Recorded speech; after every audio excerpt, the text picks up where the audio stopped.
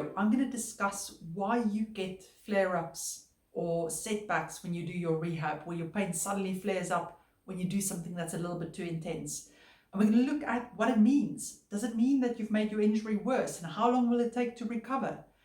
And then lastly, I'm going to look at, if you do experience a flare-up, how can you get the most out of that? What can you learn and how can you treat it that you can get back onto your rehab as soon as possible? For those of you who don't know me, my name is Maryke. I'm one of the physiotherapists from sportsinjuryphysio.com, where you can get online physiotherapy assessment as well as treatment for your injuries. Have a look at the description of this video if you want a link to our website. Why do flare-ups happen or setbacks in your rehab happen?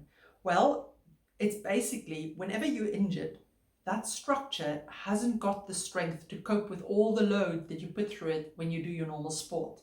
So as you recover and you do your strength training, the strength increases and it's able to handle more and more load and volumes of load. So we talk about the capacity of the tissue to handle load increases. Now, a flare-up happens whenever you increase your exercises too quickly, or the volume. It can be either volume or intensity, number of repetitions, duration, the weights you use, or the type of activity, whether it's explosive versus slow repetitions of things. Whenever you increase that too quickly and it creates more load than what the tissue can handle at the moment, you're going to experience a flare-up. Now, as an example, this video was inspired with from one of the people who asked me a question on YouTube. This person loves playing basketball, and they've got patellar tendinopathy, which is a tendonitis or tendinosis in the patellar tendon, which is at the front of the knee. And they were able to do really good squats with a good level of weight. So they thought, perhaps they can start doing some basketball training because they love to train. So did a basketball session, felt okay during the session, but then several hours later developed worse pain than before. And now they're in the position that even the exercises that were okay to do before and was pain-free is now causing them pain. Now, it's always good to analyze, why did this happen? Why did this flare-up happen? Because that can tell you, one, how to avoid it in the future, but it also points out gaps in your rehab. Where have you not done enough work? Why was it that this was too much load? Now, the things from what the person has written that stands out for me is that, one, they've been doing squats with relatively good weight. Now, we've got to remember that when you jump, there are massive forces, like the research talks about up to 6 times your body weight that go through your legs. So when we think of squat weights, you've got to do quite a significant lot of weight to prepare it for that. But then also, doing squats with weights and doing them at a slow pace is not the same as loading the tendons quickly under force as you would do with jumping. The faster you load a tendon, the higher the force is. So it's a total different thing. And from what the person is writing, I'm not sure that they did any plyometric training before they actually went back to the basketball. Then another reason why it could have flared up is that actually it had the capacity to deal with a certain amount of jumping. So it could possibly handle about 10 minutes worth of playing basketball, but not a full hour. So it may just be that the volume they did was too much, because it was a sudden increase going from no basketball to boom, here we go for an hour. It can also be that, well, usually we want to ease people back into their full sports. So they'll do gentle training sessions, gentle sessions where it's not full out play. But it may be that actually the person went back into full on competitive, jostling and jumping as much as they can and as hard as they can. And that was just too much because it hasn't had enough time to recover. It's also always important to understand that different structures in our bodies takes different lengths of time to actually regain full strength. And where tendons are concerned, they can take 12 weeks just to get base level strength. And then you've still got to work on plyometrics and all the rest. And often if you've had a tendon injury for longer than a year, it may take a year or longer to fully rehab it again. So it's all about what's going on in there. The big question for this person is, how much worse have they made their injury and how long will it take to recover? And this is always the thing. I've been there myself because I'm not immune to flare-ups. I'm also an idiot when it comes to my training sometimes, that I'm not patient enough. So the first thing when that pain comes back and it's worse than before is you think, oh man, now I've made it worse and it's going to take longer. The good news, however, is that you haven't always made the injury worse. The thing to remember with this is there's a disconnect between the amount of pain you feel versus the severity of the injury. Now, we used to think that the more pain you have, the more severe the injury should be. And then we started getting fancy scan machines like MRI scanners. And then it made it all a bit muddy, because what we saw was that actually there can be people with severe injuries with very little pain, and others with very little tissue damage, and they can be in a lot of pain. So then we started realizing that, actually, pain is just the alarm system of the body, and it's affected by a lot of different factors, one of which is how dangerous the body perceives the situation to be for you, your subconscious. So if it perceives it to be very dangerous, it increases the amount of pain you feel.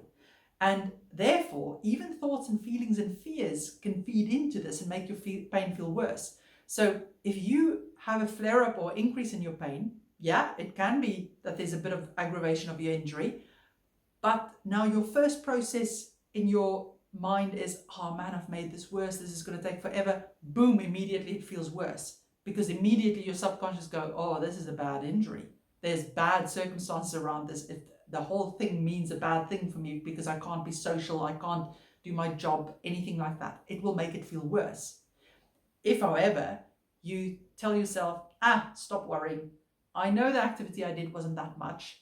I've just irritated it again. It will calm down in a few days from now. You'll be surprised how much less painful it can feel. So how do you decide if you've done damage or not? 1, how much more intense was the activity you did compared to the activities you've been doing in the last 4 weeks? So the reason I ask that is, if we look at the volume of activities and the intensity of the activities you've been able to do in the last 4 weeks without pain, that gives us an indication of the capacity of that tissue, how strong it is or was at the current moment before you flared it up.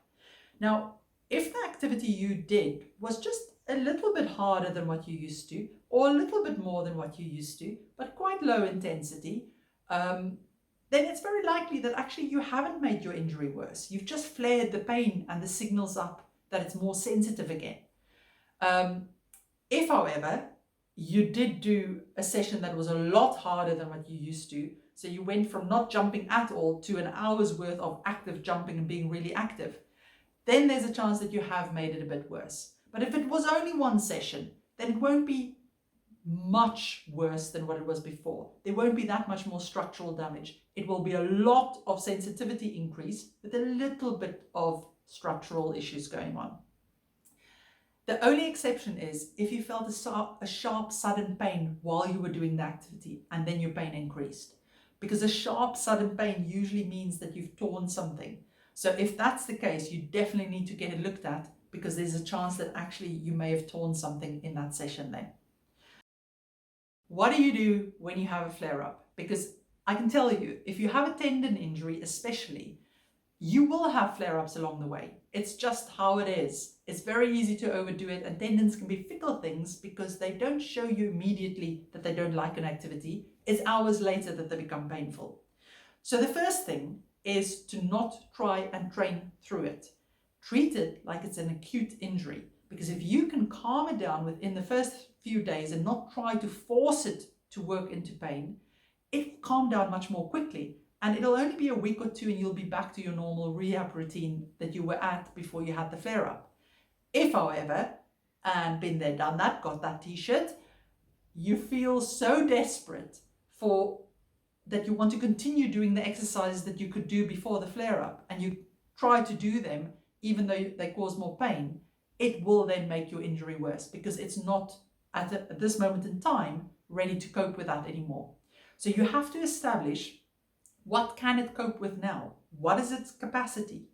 And then it will likely mean that you've got to bring your rehab intensity back down for a few days, or perhaps a week or 2 weeks, to just allow it to settle, and then you'll be able to build it back up again. So a very good method that I find works really well to get that sensitivity to calm down and just show you the true colors of where you are is, if you wake up with more pain tomorrow morning and you think, oh man, I've made this worse. First of all, tell yourself, it's likely just a pain flare-up and it will settle within 3 days if I treat it correctly. Then second, use everything you found useful in the past to help calm the pain. This may mean that you apply ice to the area. Now remember, when you ice it, you just want to put ice on for 10 minutes max, take it back off for 10 minutes, reapply it for 10 minutes, because if you keep it on there for longer, it can actually cause damage by itself. So you don't want to ice for prolonged, but short periods can be useful. Sometimes for things like Achilles tendons, if you find that actually it causes less pain if you walk with shoes with a heel, do that. Do whatever you can to take the strain off the tissue and get the sensitivity to calm down, because that's the main thing that's going to annoy you in the next few days. Then think about, okay, how's it feeling? What activities usually helps it when it feels this painful? So opt for low intensity activities. Often it can be useful to be active, but not strain it. So if we think of Achilles tendons, it may like low load calf raises. It may like you to actually go for a little bit of a walk rather than just sit still all day, or do a cycle ride. Same thing for the knee. It may like you to go for gentle walks or do gentle cycling, whatever it likes to move and not be dead still necessarily, but not necessarily load. And then once that extra pain has calmed down after 2 or 3 days, look at what you could do before. So look at your training log, half that. So half the intensity. If you were using 20 kilos with your squats, say, I'm going to try just 10 kilos or even 5 if you want to be more conservative, and just do a gentle set and even fewer repetitions. If it feels absolutely fine, check the 24-hour response first, because remember, tendons like to tell you later on, and most other tissues as well tend to tell you later on that you flared it up. And then the next time it's a training day, if it was absolutely fine, felt happy, nothing happened, and it was really easy, increase the weight quite significantly, because we know that just a few days back you had the strength to deal with 20 kilos. So you can perhaps, if you were trying 5, you can try 10 then and see how that feels and monitor it. If it's not quite okay, then that can be your new limit. So you may want to reduce it a bit, or depending on how you felt, you can increase it a bit again. But it's really important to start lower rather than higher and then increase it from there, because if you start high, you're just going to annoy it further, and then you've got to wait even longer for it to calm down. So that's the method that I find works best. So in summary, it doesn't necessarily mean that you've made it worse if you have a flare-up. Flare-ups are really common. Identify why it was, what part of your rehab wasn't adequate, and then treat it aggressively with trying to calm it down and not overdoing it, and then slowly increase your rehab. Now, if you feel this is a bit complex, you're welcome to consult one of the team via video call. This is the type of thing that we're really good at, is adapting programs depending on how a patient's pain response is to them and the activities they want to do. And we can also help you identify what you've got to do in your rehab before you can go back to your sport to ensure that you actually have got the strength and capacity you need for your sport.